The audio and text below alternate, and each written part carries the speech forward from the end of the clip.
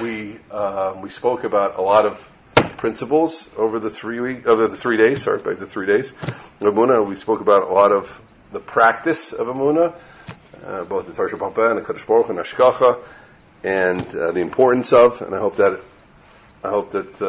this seminar, if you will, put it in front and center in everybody's life. Tzadik Emuna Yichya. The Chazal we started with, our whole life has to be accompanied with the Emuna, but it's so special that we're going to end it with really Emuna when the rubber hits the road. It's easy to speak in a base medrash about Emuna, and it's a lot more difficult when the rubber hits the road.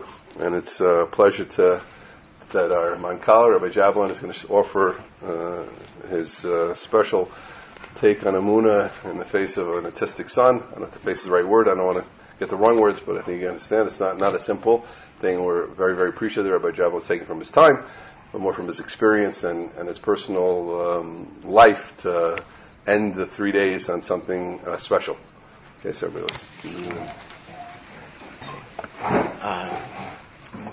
let's Rav Schoonmaker, thank you very much for inviting me to talk. The first time actually that I prepared the first version of this was almost 3 years ago. And then that Simchat Torah happened. And then the day that I was supposed to speak, my oldest son Mordechai that was when he went into Gaza. I was really in no position to speak. So we kind of forgot about that, and then when the subject came up, he invited me to speak again, which I appreciate. One of the things that Rav Kook Zatzal taught is that it's very, very important for yeshivot and for Jews in general to learn Emunah. And one of the reasons is because Emunah is not just this general feeling of, I believe. Emunah is supposed to be a deep understanding of how Hashem runs the world, how He acts in our history, and how He's involved in all our lives, even as individuals. So because this is clearly so important, like any other important and deep matter in Torah, it requires serious study. And this study enhances our connection to Hashem and to Am Yisrael. And I would also add that it strengthens us when times are difficult in our individual lives and in our national lives. So let me share a bit of the story of my youngest son, Yehuda, who's 12 and a half. So over the first 5 years of his life, Yehuda was a normal boy, developing quite nicely, spoke a lot in both Ivrit and in English, was beginning to read in Ivrit, and loved to sing. And then 7.5 years ago, something happened, literally overnight it seems.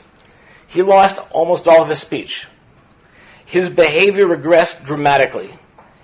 We had no idea what happened, and we still don't. All manner of medical interventions have been tried since then. There's diagnosis of autoimmune encephalitis and IVG. You could look this up on Google. One day after Mincha here at Shapell's, we gave Yehuda Yair a third name, Nisim. We were davening for Nisim. And there's certainly been some Nisim, but now he still is a 12-and-a-half-year-old boy with what's qualified as low-functioning autism. He can speak a few words in both languages. With supervision, he can dress himself, he can eat normally, take a shower, use the restroom himself, eat normally. But over this entire 7.5 years period, as he gets bigger and bigger, he's gotten gradually more violent. So currently, most days that he's at home, at some point, sometimes many points, Yehuda decides, well, he can't really decide, but you understand. Yehuda hits us, kicks us, throws things at us, breaks things in the house. Obviously, it's a physically difficult thing, also emotionally difficult, because even though cognitively we know that obviously he doesn't understand what he's doing, it's not like if a typical 12-and-a-half-year-old threw a iPad off his parents' head, but it's difficult. Ironically, he does much better when he's at school, or when he's at a nofshon. Nofshon is like a mini vacation, places where kids like him can go be cared for over Shabbat, even on weekdays, so their parents can get a break. So it's gotten so bad that not only are we hoping to hospitalize him in a specialized unit who tries to help kids like Yehuda, we've succeeded miraculously fairly quickly in having him placed in the next few weeks in what seems to be a very nice group home of 8 boys with a dedicated and professional staff. And we hope that when he transitions there, he'll be happier and safer, and so will we. That it's simply too dangerous physically and emotionally for us to remain at home, just the 3 of us. So if it sounds pretty terrible, that's because it is. Trying to say something is good, at least in a revealed way, is not an act of Emuna. It's just silly. So now the questions people ask. Okay, where's Hashem? Why does Hashem do this? Why Yehuda? Why us? So here are the answers. Hashem is here. He's with us at every moment. And we know that Hashem is in charge, and He has His reasons for everything. But that's not the same as saying that we know the reasons. Only Kodesh Baruch Hu knows. Why is Yehuda like this? Why do bad things happen to good people? Why do some parents, Rahman al-Islam, have to bury their children? Why do some parents have to bury their only child? Why do some young children have to say Kaddish for their parents, maybe even both parents? Why did October 7th happen? Why did Shoah happen? We don't know. Only Hashem knows. He has His reasons, but since we have no Nevi'im, we don't know what they are. Don't believe people who say that they know, doesn't know why.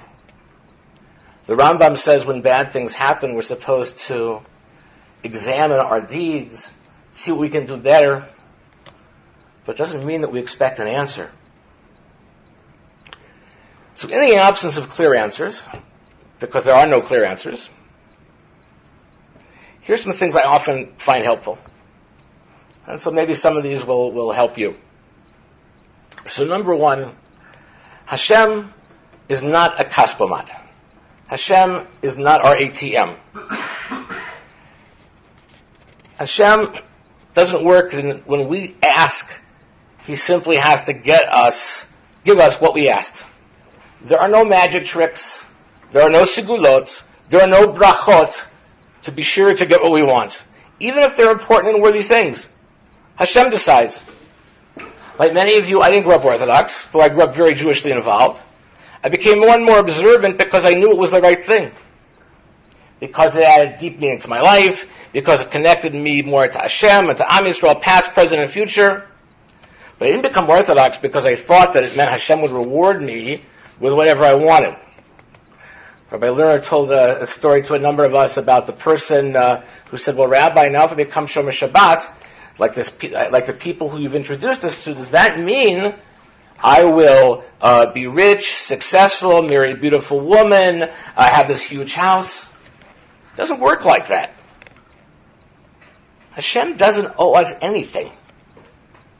As others have said, He doesn't work for us. We work for Him.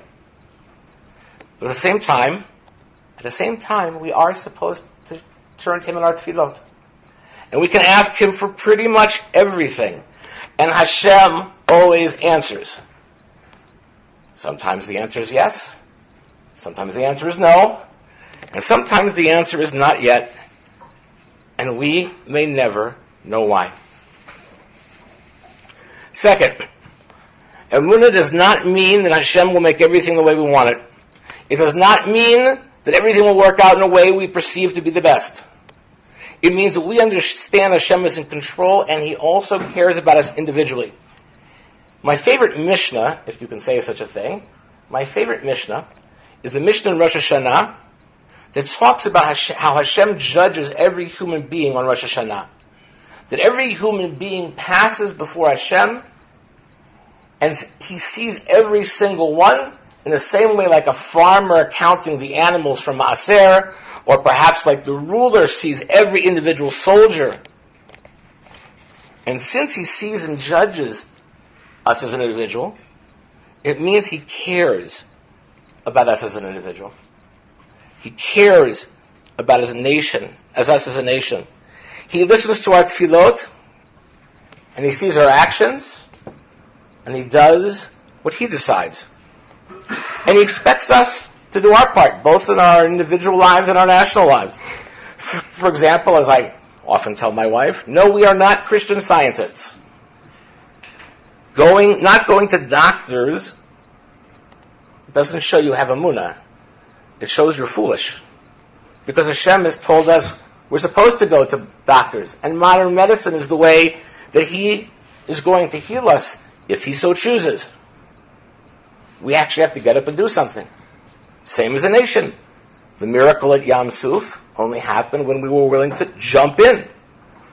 The miracles that we see daily in Israel, whether during the exiles, military victories, flourishing agriculture, and more, happens when we actively do things, and Hashem blesses our efforts, and then adds those things only HaKadosh Baruch Hu can do. But sometimes He still says no. And sometimes He still says not yet. Sometimes it takes many years for Refuah Shlema, if there's going to be one, and sometimes it takes thousands of years for Geula Shlema. Number 3, I try to see the light within the dark. There's this concept of dark and light being mixed together, all mixed up. And they really are. And sometimes the light only comes about because of the dark itself.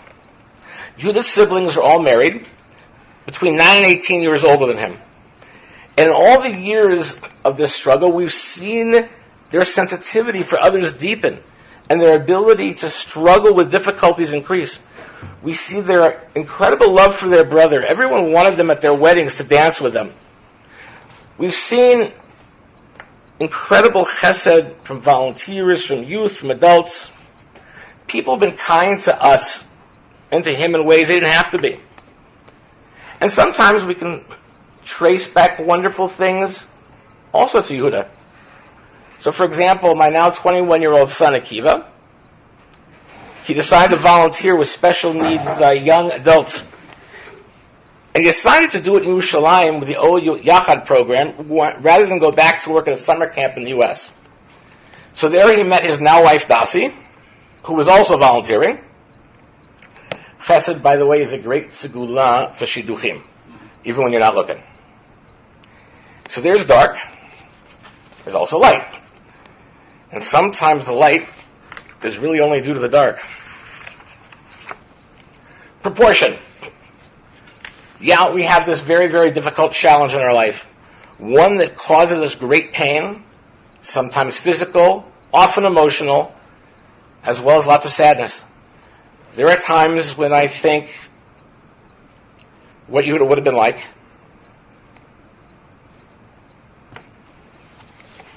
And that's sad. That's normal. At the same time, we recognize the many brachot in our lives and the many gifts Hashem has given us. First of all, we realize that He has been and is a gift in our lives. And there are parents, many parents with children in the next world who would trade places with us in an instant. Beyond that, we live in Israel. We were zocha to make Aliyah 12 years ago today on our Jewish calendar, after my dreaming of it for almost 40 years. We have 4 married children. We're blessed with 3 grandchildren and 2 Bezrat Hashem on the way. The first children born in Eretz Israel in our families in presumably 2,000 years. One of our granddaughters is totally deaf. And she sings, dances, and doesn't stop talking as she has a cochlear implant. Because they caught it and did it the earliest it could possibly be. As I mentioned, my oldest son Mordechai fought heroically at the beginning of the war in the kibbutzim that were attacked that night of Simchat Torah. And then he was in Gaza for 5 months, and he survived without injury. I've had a wonderful job here for over 11 years doing meaningful work in such a special, wonderful place with really wonderful people. As we say in Hebrew, lo muvan me'alav. None of this is to be taken for granted. So even as Hashem decided we would have a terrible, terrible challenge, He also decided we would receive brachot and matanot really beyond measure. 6, seeing the very big picture. We're not here alone. We're part of Am Yisrael, here in Medinat Yisrael. And we see Hashem acting in history in so many ways. There's a great sefer from Rav Shmuel Eliyahu, the chief rabbi of Tzfat, called Hanevuah. And he shows, both in psukim and in beautiful pictures, how the prophecies, the Nevuot and Tanakh, are unfolding in front of our eyes and have been happening over the last 80 years. We were promised in Tanakh the ingathering of the exiles. The children would again play in the streets of Yerushalayim. The joyous weddings would be held in Yerushalayim, in the hills of Yerushalayim. That there would be stunning victories. The land would again bring beautiful produce, and even that we'd have an abundance of milk. And yes, it is a documented fact that Israeli cows give more milk than any other country in the world. So even if I'm experiencing something that is truly bad, and it doesn't do any good to say it's not bad, I try to see the amazing good that Hashem continues to do for us. For thousands of years, our ancestors learned the same Tanakh we did, knew that eventually the dry bones Yechezkel saw would one day return to life, that one day Am Yisrael would return to Eretz Yisrael from over 100 countries, and that we would defeat enemies far more numerous and powerful than us. And they just didn't know when. But they didn't lose Emuna. And we get to see these things happening every day. Thousands and thousands of painful years, and our ancestors didn't lose Emuna, so I'm not going to lose mine. So for me, studying the history of Israel, which is important to study the history of Am Yisrael, is not just a study of history, it's a study that strengthens our Emuna. Number 7, getting help. When one is in a time of crisis, individual, family, it's important to turn to Rabbeim, counselors, advisors, having people to turn to. And finally, something which is important for everyone, even if, Chasdei Hashem, they're not experiencing crisis or sadness. It's very important for everyone to strengthen their emunah muscles. Not just in times of crisis, but well before. It's kind of like a vaccine. In addition to this, learning of emunah being valuable for its own sake, it makes us stronger. It makes us better able to withstand challenges when they come, and in everyone's life, even if not like this, challenges are going to come. Again, Emuna, as Rav Kook said, requires serious study, continual strengthening, and it's going to help us as we live through challenges. So we try to learning things, learning Tanakh and seeing the Nevuot coming true before our eyes. That's Emuna. My Rav Shlomo Aviner has hundreds of books. The works of Rav Kook, the works of Rav Tzvi Yehuda Kook are critical for me. And then there are classics like the Kuzari, Rambam's Guide for the Perplexed, More Nevuchim. I remember reading the University of Chicago translation in English when I was in college as part of my journey along the way. I imagine there are better translations since then. All of these things help us to understand better, how does Hashem work? How does Hashem work in our lives? How does Hashem work in our history? How does Hashem interact with our nation and with our world? So let me be clear. Yehuda ending up autistic and currently being in a state where he beats us up and where he's better off living at home is terrible. It is painful in many, many ways, and it's normal and proper to say that it's bad. And bad things happen to good people far better than me. And we don't know why this is why Hashem has made this part of His plan. But we know that Hashem is in charge. He has given us as individuals and Am Yisrael so much. He owes me nothing and I owe Him everything. So even with pain, our relationship with Hashem remains strong. And my Emuna is hopefully deep, both emotionally and intellectually. So I'll end with a tefillah that Hashem should bless us, all of Am Yisrael, with many brachot, simcha, hatzlacha, b'sorot tovot, and emunah shlema.